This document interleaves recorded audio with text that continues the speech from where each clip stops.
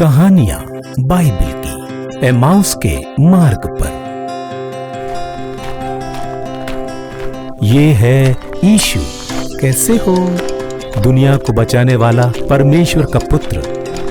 जब यीशु पृथ्वी पर थे, उन्होंने परमेश्वर के प्रेम को सिखाया और बहुत से लोगों को चंगा किया, चमत्कार किए, तूफान को शांत किया, यहाँ तक कि मुर्दों को भी जिंदा किया। पर कुछ लोगों को यह बात पसंद न आई। उन्होंने उसे मृत्यु दंड दिया। वो क्रूस पर मरे। 3 दिनों तक कब्र में रहने के बाद, जब कोई आशा न थी, तब रविवार की सुबह तड़के वो स्त्री जो यीशु की परवाह करती थी, कब्र पर आई और देखी कि कब्र खाली है। यीशु जीवित हो उठे हैं।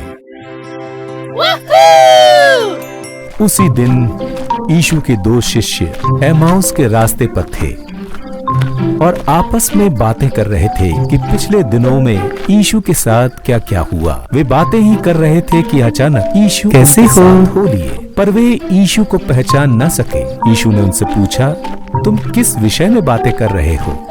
वो दोनों बड़े उदास थे। उनमें से एक का नाम क्लोपस था। उसने यीशु से कहा, आप अकेले ऐसे व्यक्ति होंगे जिसे यह नहीं पता कि इन दिनों यरूशलेम में क्या कुछ घट गया। यीशु ने पूछा, ऐसा क्या हुआ? वे जो कुछ भी यीशु के साथ हुआ बयां करने लगे। उन्होंने कहा, कुछ स्त्रियां यीशु के कब्र पर गई तो देखा वहां यीशु की लोथ नहीं है।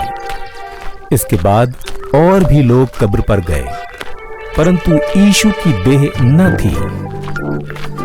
यीशु ने उनसे कहा, रे मूर्खों, तुम्हारे लिए विश्वास करना कितना कठिन है।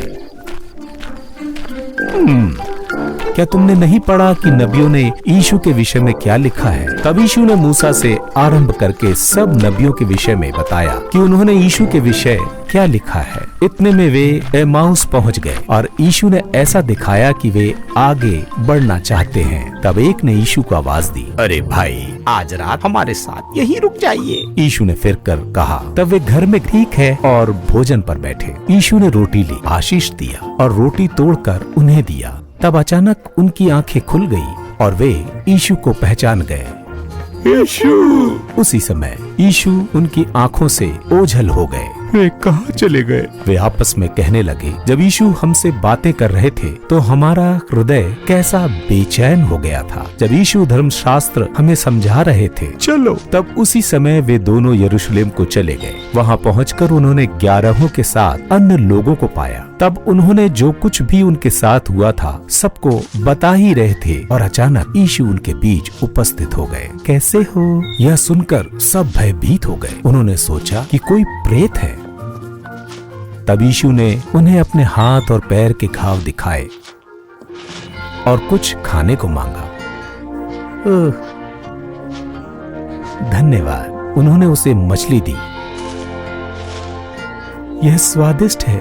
तब यीशु ने उन सबको अपने विषय में समझाया और जैसा कि धर्मशास्त्र में लिखा है और पवित्र आत्मा के भेजे जाने के बारे में, और कहा, यरूशलेम में ठहरे रहना जब तक कि पवित्र आत्मा न पाओ और स्वर्ग की सामर्थ्य से भर जाओ।